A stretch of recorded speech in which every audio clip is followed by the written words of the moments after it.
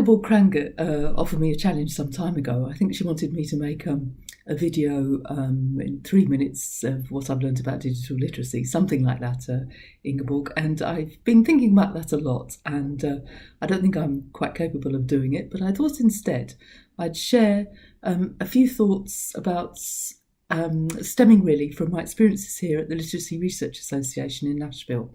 It's the first time I've been to this conference, and it's extremely exciting. And it caused me to reflect on literacies today, how they're being approached, the kinds of research that I've heard at this conference. So I'm doing this absolutely off the cuff, as you can tell. So I'm not going to name the authors of particular papers because I'd miss some out, some of the best papers, I'm sure.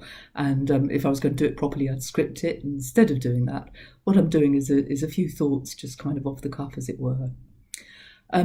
One trend that I've noticed here, a very welcome kind of blossoming, as it were, by many literacy researchers, as I noticed indeed at ARA last year, is a great interest in post-humanist approaches. The word post is being used in a very interesting way, actually, isn't it? Because post-humanism doesn't mean after the human. It means something to do with decentering the human, and rather than always placing the human agent and intentionality at the centre of our research, it's partly to do with broadening our lenses and thinking about humans in networks, entanglements, assemblages and so forth, in with material objects, how actions are always achieved in collaboration, as it were, not just with other people, but with tools and so forth. Actually, I didn't want to use the word tool because tool is a word that really doesn't fit with post-humanism. We're more talking about interactions and the way that materials and forces of nature and how we're all implicated and how we cannot study any of these things outside them. And I think that's very appealing as well. It's part of what does make this style of research a new kind of call to an ethical engagement with what we might call data, children and so forth. I think it's no accident that it's proving particularly generative and creative at the moment. We see here in the States, and of course I'm not pretending that anyone else is necessarily different, but almost all the research I've heard has been in the States, against the background of a often appalling discourse and worse of going beyond just standardised assessment tests, but ways of defining children, ways of defining literacy that are profoundly dehumanising ultimately. Just yesterday I heard a paper by a researcher who was in a school where the children are given one test, a test on various measures, and then on the basis of that they're put in a group, either A, B, C or D, and they stay with that group all the time, and for I'm not sure how long, but for a long time. And so the researcher shared, for example, the voice of a girl in C who kind of wondered what it would like to be in B, kind of speculated that there'd be less kind of naughtiness around, less disturbance, that they'd work a bit further, that they'd have, that the future would be better. On the other hand, no less moving was the research tracking a boy in B who'd been placed in B because his average, particularly because of his high performance in maths, had put him slightly above the C standard, but who was actually really struggling to read. And his grandmother, who realised this, came to the school, but the educational psychologist and the deputy head said, no, he can't have any support for reading, he's a B child. And it was like something out of Yevgeny Zamyatin or we often say Orwellian or something.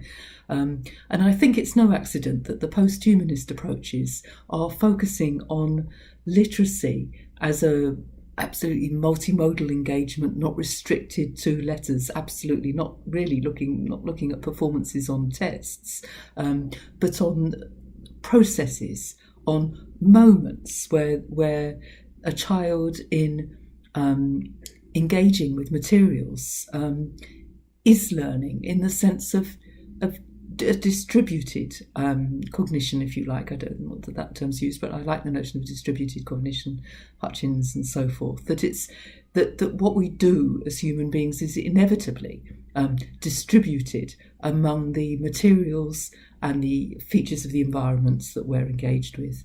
Another paper yesterday looked very productively at changing fashions in designs of classroom spaces, and you could but see how some certain kinds of practices are possible in some places, others completely impossible, and with the aid of drawings and photographs and so forth, and relating these to the wider political context, it gave me a great deal to think about. It's no accident then that this very creative, generative, processual emphasis on thinking about literacy is happening at the moment. This moment that is being called, there's lots of odd things about the word post at the moment, isn't there? Post-Trump, meaning post the election of Trump. I wish it was genuinely post-Trump. One of the most moving things, absolutely actually, the most moving thing that happened at the conference was owing to a determination to not let it be an academic conference that stood outside politics or forgot about it, or forgot about racism or natural disasters or all the things that were impinging on lives outside. And one of the things that was useful was to kind of give us opportunities to understand more about Nashville and its history. So I went on a civil rights talk, which ended up in the very wonderful Civic Rights Centre of the Carnegie Public Library. It was very vividly explained how for many children this was a safe space. A safe space in a way that not necessarily the school is, and how it was possible to talk about things that were extremely difficult to talk about. And I was very impressed by the pedagogy there, by the willingness to engage with very difficult questions, such as Nashville is more than black and white and country music, in thinking about other minorities, or in thinking in reflecting, yes, on the civil rights history here and the very courageous lunch counter movement and so forth that we'd learned a lot about on the walk, but to also have children and teachers just as much, and police officers indeed, who also go there, in thinking about issues such as passive resistance. I watched an absolutely marvellous documentary from 1960 that went behind the scenes with the demonstrators, looking at their preparations, looking at their philosophy and what they called training in dealing with the very difficult situations that they encountered, very aggressive and so forth. And how the centre was engaging children, for example, in debates about the Black Panthers, who are characterised most briefly as Beyoncé, leather jackets and violence, and how therefore they could think about, have genuine debates about what is your opinion about that? What's your opinion about the Baptist church in those days, as it was drawn upon by the very young people, including the 17-year-old who's now the congressman, the 21-year-old woman who spoke to the mayor at the gates in a very, very key moment and asked him, did he think it was right that black people should not be allowed to sit at the lunch counters? Turned out to be a very salient moment. Anyway, the point is that the pedagogy there, the wonderful people there, are trying to connect with, are reaching out in many ways to connect with children, teachers, young people, anyone who will go and visit, and really look at very difficult questions. And they said that the most difficult part of their job was encountering a lot of hopelessness in many of the children and young people. So then I think it's very understandable that post-humanism, post-structuralism and so forth, as in the 90s, is some kind of reaction to what's going on at the moment. I think no less radical are the thinkers that are trying to also look for kind of chinks in and strategic ways of working with what we've got, if you like, what are possibilities in the present. So Barbara Comber's work continues to be very inspiring to me in the different ways of thinking about place, for example. And Mimi Ito was absolutely excellent in helping me think indeed about, what is it about one of the wonderful schools I'm looking at the moment that is enriching the children's lives so much, and that part of it is cherishing interests and creating an environment where, yes, you are doing what you need to do in school to succeed, and at the same time provided with various opportunities to engage with various materials and media in the pursuit of your own interests, assisted by an adult who takes you seriously and can indeed learn from you. So I guess that brings me back full training the digital literacies, because digital literacy is an ever-changing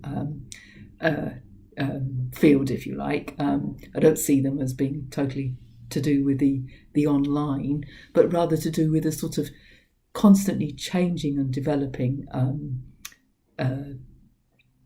materials that we're encountering, technologies that we're encountering with us. So I think I've ended up a bit vague there, but thank you for the challenge, Ingeborg. I hope you like this little broadcast from, if broadcast is the right word, from the Literacy Research Association, and I'm very grateful to them for the welcome and extremely thought-provoking several days that I've had here in Nashville.